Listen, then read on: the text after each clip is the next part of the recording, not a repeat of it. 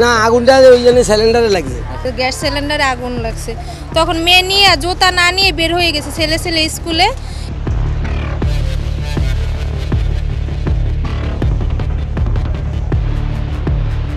কিচ্ছুই পারিনি, খালি পরে না কাপড়ে আছে, আর কিচ্ছু নেই।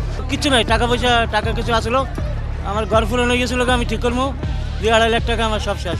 আমার সব কিছুই পুরো নিঃস্ব হয়ে গেছে। আমি এখন আমার পরনের কাপড় ছাড়া আমার আর কিছুই নেই।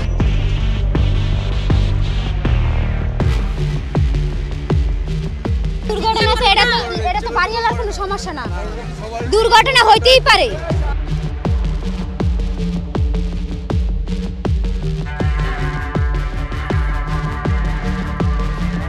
সরকারের কাছে দাবি ক্ষতিপূরণ নিয়ে আমরা চাইতেছি, সরকার যদি সহযোগিতা করে তাহলে আমরা একটু আবার আগের মতন একটু খারাইতে পারবো।